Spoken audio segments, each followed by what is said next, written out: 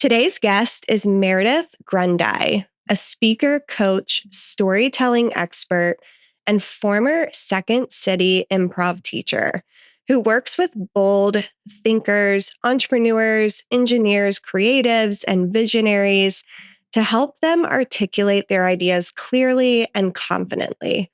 Her mission is simple: to empower people to use their voices boldly, catalyze creativity, and shape meaningful change through human-centered communication. But what makes her work so powerful is her own story. From the quiet kid in the back row who feared sounding stupid, to finding her voice in theater and improv, to now coaching leaders and companies like Amazon, Google, Mercer, Merck, Panasonic, and more. Meredith's approach is rooted in presence, experimentation, and authenticity. She's not here to polish people. She's here to help them come alive.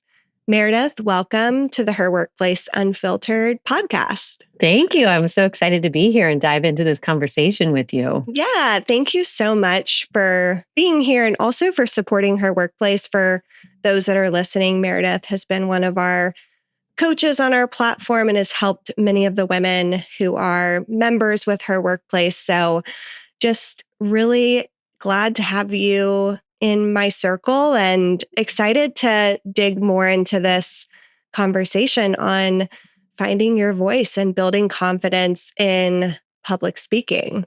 Yeah. So I want to actually just start out with your own story of, you kind of have shared this story of being the quiet kid in the back row, afraid to speak. What was the turning point for you where that fear began to shift? It started to shift, but I want to also just say it's an ongoing journey. It's like I'm always finding myself in those situations, even today, where I'm like, whew, I don't want to raise my hand. Me too. Yeah. But I will start by saying that the one thing I always did love doing is expressing myself. And Mhm. it started off with dance. And so when I was a kid, my parents put me in dance classes and I loved it. And so I continued doing that. And then there was a dance performance that happened when I want to say it was 12. I was on stage and I was asked by the choreographer, our dance teacher, to come up with a line of text about what I wanted to be when I grew up. And so there I was on stage and I did a triple turn because I was showing off a little bit, ended with my fists up in the air like this and shouted from the stage, when I grow up, I want to be just like Wonder Woman. Wow. And that was the first time I ever spoke out loud on a stage. And this woman came up to me afterwards and she looked at me and she goes, "You have a really great stage presence and a really wonderful stage voice. You should take acting classes." So I went to mom and dad and I said, "I want to take acting classes." And that's, I would say, was the biggest turning point for me because I got a script. I got to play characters. I got to use my voice in this new way that was held by this container, this script, if you will. And I loved it. And then it wasn't until after college that I moved to Chicago because this guy I was in this sketch comedy group with in San Francisco was like, "I'm moving to Chicago and I'm going to study some improv." And I was like, I want to do that. So I interned my way through IO and I got the bug. It was the home of the Herald. I loved it. I got to do improv. I got to meet some amazing people. And in that, I also met somebody who hired me to be on core faculty at the Second City to start the youth program there. Wow. And so it was through improv, it was through theater. It was doing, I would say, mostly the improv work that really started to build my confidence. And it was where I really started to find my authentic voice because I was making stuff up on the spot, but it was from my point of view. And I got to collaborate with people in another way. And I found that my superpower is in collaboration with others. I'm very good with the seed of the idea. And I think what was happening for me was I wasn't confident enough in sharing the seed of the ideas. But then when I found that I started to use my voice and share all the wacky ideas that go on in my head, because I've got a million of them a day, people would start adding on to it. Being able to use my voice in that way and share and then see that actually it has some life was truly transformational for me. Yeah. It sounds like improv really gave you that confidence It did. to communicate more effectively. Yeah, it did. And what I love now as I continue to use it in my practice, it Mm-hmm. was because of Second City that I got to get into companies and work with people in corporate, mostly with teams and managers within those teams to just build better communication skills and build trust because there's a lot of breakdown in trust, I believe, in corporate. And so I got to see things through a different lens than a lot of people. Mm-hmm. And now that I get to use that in my own work, it's been transformational for folks. Yeah. I'm curious about any like misconceptions that people have about improv specifically when it comes to communication and utilizing it for leadership. Yeah, I feel like there's the need to be funny because mostly when people think about improv, I think, backing up just a little bit, improv is becoming more and more known, which is wonderful. But when I first started off, the only reference point was whose line it is it anyway? And so I always share with people it's not about being funny, it's about showing up from a place of truth. Mm, And when you start from a place of truth, we can build from there. So some of the misconceptions are that you need to be funny, that it can be cringy. I agree. There are there are some approaches to it that can be completely cringy, yeah. and I do believe strongly that you have to get a facilitator that understands your world and how some of these improv exercises are applicable to your real world situations. It's one thing to do icebreakers and team building activities, which one could call improv that, but I believed strongly that it's much more than that, as long as those skills are communicated in a way that makes sense for that person to Mhm. apply them in their day to day work. Yeah. And what do you think makes it such a powerful tool for leaders and managers within organizations?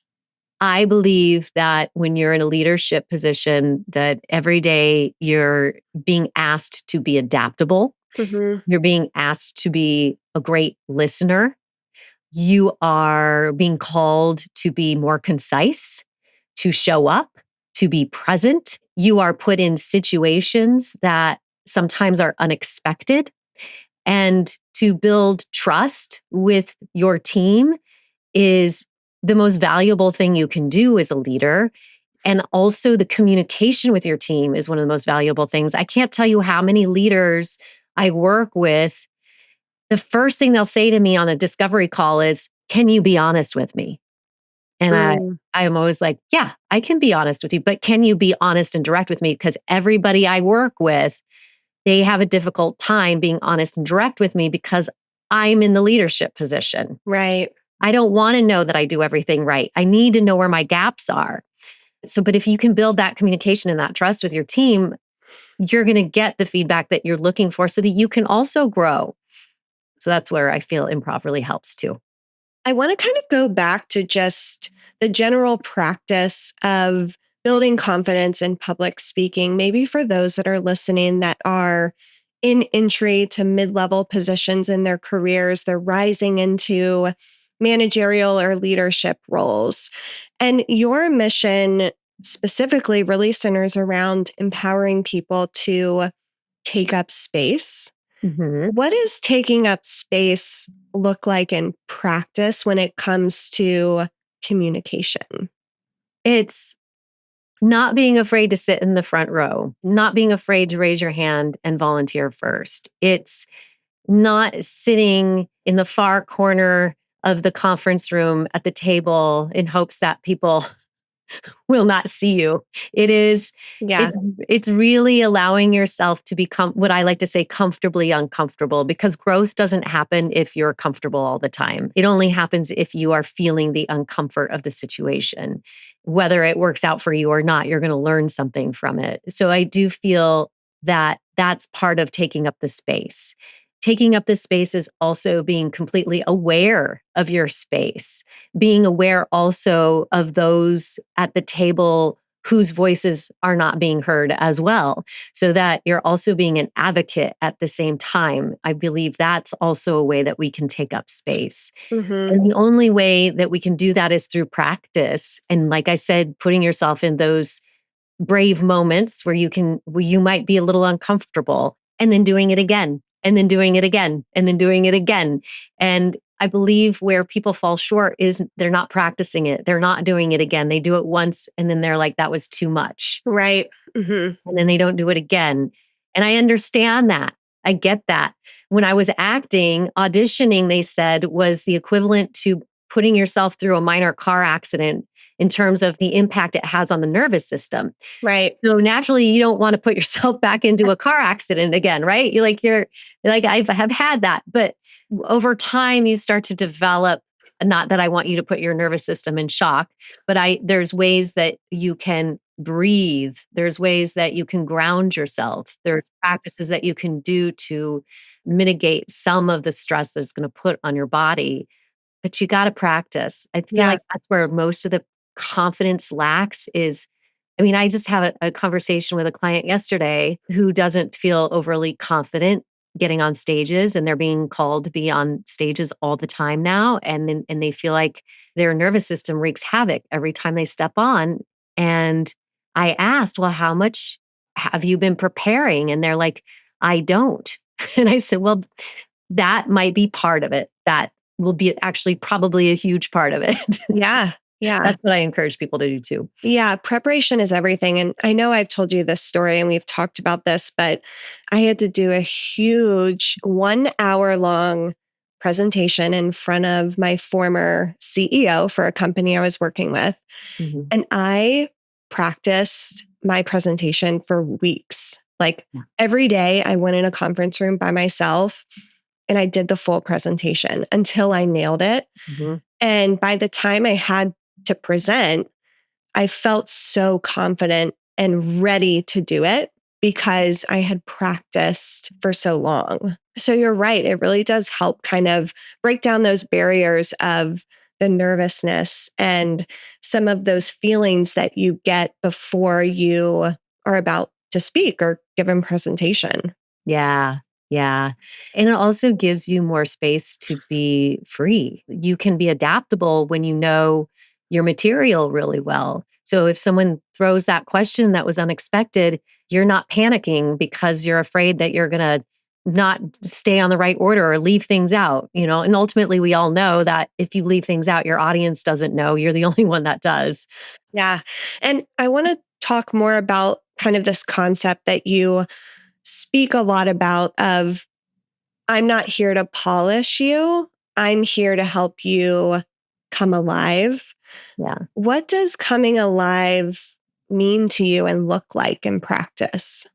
For me, it means that you are bringing your full embodied self into this space, not the Mm, idea of who you think your audience wants you to be or the idea of what you think professionalism looks like, but you are bringing you into the space. And what I mean by unpolished is I feel like we spend so much time focusing on the perfectionism of it. Yes, we want to come across as professional. We want to come across as knowledgeable, credible. I feel mhm. like those things are important and we can earn the trust and the credibility of our audience, but that doesn't mean we have to hide a part of ourselves to do that. Yeah. And that doesn't necessarily correlate with being polished. The COO of Expensify is one of our mentors at her workplace. And I love kind of what she says about how she doesn't necessarily like seeing other leaders that are polished because Mhm. that's not real life. Mhm. And like you said, it's an opportunity for you to truly be and show up as your authentic self. Yeah. And I feel like women struggle with it even more so than men. Yeah. Yeah. Like, I always think about Gary Vee, right? Like, I think about he shows up sometimes in a hoodie. He uses the fucking F word, every other word. Like, I just think, how many women do we know actually? I cuss like a sailor, and and it's not about the cussing, but it's just an example. But like, Yeah. I will definitely shift who I am sometimes in rooms because I'm afraid to be it becomes like I censor myself Men don't censor themselves. Like, why am I censoring myself? Like, if people don't like me, they don't like me. If I'm not their cup of tea, then I'm not their cup of tea. Yeah. I can't, not everyone's going to like me. And I know that, and I'm okay with that. And I feel like that's the other big piece of it is you have to not care what other people think of you. Mm-hmm. Because not everyone is going to like you. That's just the way it is. Like you think about, like you bring up a celebrity, right? I brought up Gary Vee, and I'm sure many people have different opinions of Gary Vee. You love him, you hate him, you're indifferent. It doesn't matter. Jennifer Aniston, I could throw out her name, and I'm sure like there's going to be a gazillion people who are like, I love her. She was my favorite in Friends. And then there's going to be some people who are like, stop with the Botox. I don't know. Everyone's got an opinion. Yeah. But it doesn't stop her from doing her job. Right. So I want to talk kind of more about just communication challenges that you see, because you work with a lot of rising leaders as well as executives at larger companies. Mhm. What are some communication challenges that you kind of continue to see consistently? I would say being able to give feedback, like honest feedback, I think is a communication challenge, and the feedback loop in how people are giving and receiving feedback, I Mm. noticed is a challenge. I will go work with teams often, and I'm always surprised that people on a team are all doing things differently. So that means to me there's no clear either leadership or structure that's been given. So, oftentimes I'm called in to help people just on presentation skills. And it's always surprising to me how different everyone is presenting the same material. And it's not necessarily impactful. It's kind of like them going home, getting it done, and then coming back and saying, here's what I got. So I do feel like when you can build in a really effective feedback loop, when you're clear about your structures and expectations, the outcomes are going to be a lot better. The results are going to be a lot better. Your ROI is going to be a lot better. So I do feel like that's one place where I see communication breakdown a lot. And then the other thing I feel that I've already mentioned is those that are in leadership positions, the CEOs and so forth, are not getting the feedback that they need because they haven't built in those communication loops either from the beginning. And it has to be from the beginning. Yeah, that's interesting.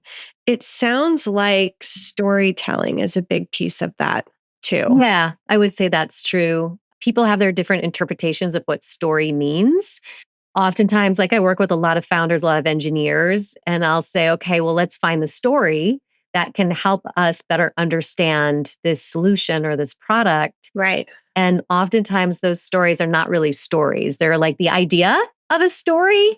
But I do notice that vulnerability and the ability to tell stories is really challenging for a lot of people because I Mhm. feel that's either it's been modeled to them that that's not acceptable, or they just have this idea that it's not necessary in their heads for people to understand the information.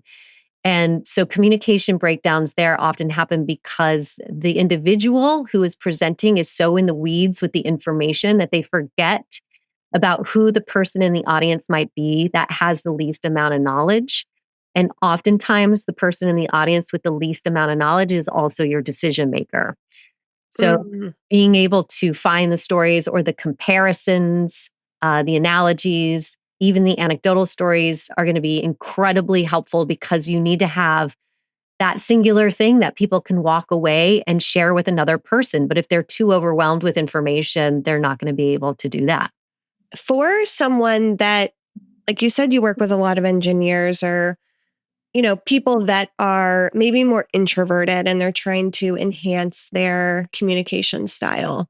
Do you have any tips for maybe those that are afraid to be seen, or they are more introverted? They're not the loudest person in the room. Yeah. Well, what's so interesting is having been in the comedy world for a while, I have found that a lot of the people that I would get up on stage with, whether that be improv and then also a lot of stand-up comedians, are introverts. So Mm. I wanted to put that out there. Some of the Yeah, best, some interesting. of the best performers that we all know are introverted human beings. Wow. Yeah. So I feel like the first step of it is to give yourself some permission. Give yourself permission to be seen. Find communities that you can work with that are going to help you get outside of your comfort zone. So I host a group coaching program where I do improv exercises and practice sessions with people in community to help people get outside their comfort zone, because that's where you can also see, wow, I'm not alone in this. There's other people who are in the same boat as I am, all working towards a similar goal. I feel like that's very helpful. And then I would say, like I had mentioned at the beginning of this, it's like you need to give yourself time and space to practice. I have one client who could barely get a word out edgewise, like 4 or 5 years ago. And Wow. she lives here in New York, could barely get a word out. She would fumble. She would just like, I'd stop and she would just freeze. And then she just wouldn't participate. But what made her different from others is that even though that was super uncomfortable for her and she wouldn't participate, she just kept showing up. And since then, she's done a book launch and has stood up in front of 200 people. I told her to take an all-women stand-up class, and she did, and got up on stage and did a 5-minute stand-up set. She's given 2 other talks since then, and she's been on over 100 podcasts now because she sets these goals for her. And it's been very cool to see this introverted human being, where English was her second language, start just showing up. And that's what it takes. You just have to show up. What changes do you hope to see in how women specifically communicate in the next, say, like 5 to 10 years? I feel like we need to start showing up bravely in our full selves. Doing the work is so important. What I mean by the work is that the speaking work it's also about mindset. So really building your mindset around who you are in the world and how you want to show up in the world. Being really clear about the impact you want to have in the world. Who are you here to serve, and why it's important that your message is heard? Because I do feel ultimately that, women are so powerful.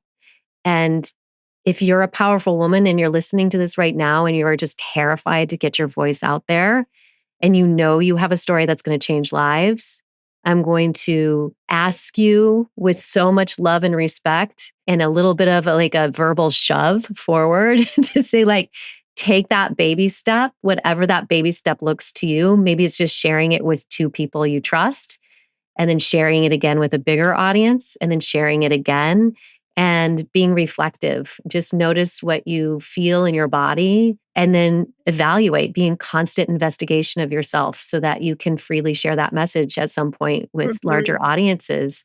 So that's what I would say to the women who are not using their voices yet, that your voice does matter and your story matters, and your story can impact another human being and have a ripple effect. I love that. And for you, what excites you about the next chapter of the work that you do? Oh my goodness, all of it. I have a couple really exciting new clients that I'm excited to dive in with in 2026. Been collaborating with Jamar Jones of Forever Media, who is a personal brand strategist. And the 2 of us, we co-facilitated this workshop called Unscripted this past October in Denver, Colorado. We had 15 entrepreneurs there, and it was phenomenal. And it's everything that I want to do, which is setting up experiences for people and getting them on stages and getting them their video and getting them the photos and giving them the courage to create their own content and to create their own events. I'm not a believer in waiting for things to happen. I'm a believer in doing the thing that you want to have happen for yourself, and then inviting your audience to be there to support you. I just get really excited about providing more spaces like that for people. We're going to be hosting one in New York, and we're working out what we're going to do in the fall in regards to the next retreat, because it was just so fun and so successful. So those are the things I'm most excited about. That's awesome.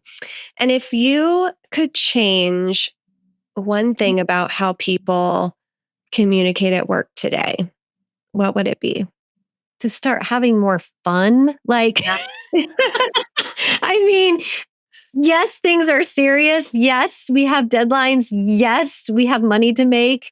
Yes, there are people depending on us, but we can also find more joy in the day to day. And so how do you find the joy? Because when our nervous systems are more relaxed and we can find more joy and bring more smiles into the workplace, whoo, it changes everything. Changes everything. Yeah. And it also just breaks down those barriers. Yeah, it of does. having to put this armor on or put your guard up, and you can truly be who you are. Yeah, exactly. Exactly. So we do end every episode with a few rapid fire questions. Okay. So I'm going to ask you a few things just about you. What is one thing that you do each day to stay grounded? I have a workout that I do. There's a Pilates studio right across the street from my house, a strengthening class that I take, and my husband actually takes it with me, which is super fun. So that's my non-negotiable. I always have a cup of coffee with my husband in the morning. Every morning at 6:15 a.m. I'm very spoiled. He walks into the bedroom, hands me my cup of coffee, and then we sit in the living room for a half an hour before we start our days. And my daughter gets up and gets ready for school and sometimes comes and sits with us on the couch. Oh, nice. And we end every day together, either with a cocktail or these days it's more like a cup of tea. I can't do that every night anymore. Me neither. So, and we end our night with a cup of tea and maybe a show, and then we go to bed together every night. And I find that little like ritual, just in full circle ritual every day, really beautiful and grounding for myself and for my family. And then for me individually, what keeps me grounded as an extrovert is I need my community. I need the people that are going to lift me up. But I'm very grateful for the communities that I have, that I continue to cultivate and develop. And those are what keep me going. What is something that you used to believe was necessary for success, but you don't anymore? Having to be perfect. I don't wait for things to be perfect anymore. I'm all about the spaghetti noodles on the wall, like which one's going to stick. Am I intentional? Yes. But do I have the pressure of being perfect? Not anymore. Mm-mm. Yeah. And what does it mean to build a career on your own terms? Freedom. Absolute freedom. And it's given me the ability to trust. Like you have to trust because there's so many unknowns. One day you could be like, I have no money in the bank. And the next day you get the biggest client on the planet. Like it's just such a roller coaster ride. But I wouldn't trade it in for anything else. I love that. And lastly, where can people find you, follow you, engage with you? Yeah. So I have a TikTok following. It's at Meridith Grundei on LinkedIn and YouTube and Instagram. I'm on most of the socials, just not Facebook. And my website at meridithgrundei.com. Awesome. Well, thank you so much for just sharing your advice and your tips and your story. I really loved this conversation. And obviously, we love having you as part of Her Workplace too. Yeah, thank you. And our workplace is a gorgeous community, and you've really cultivated something special. Thank you. Well, we've loved having you involved, and thank you so much for all of your support. You're welcome. Thank you.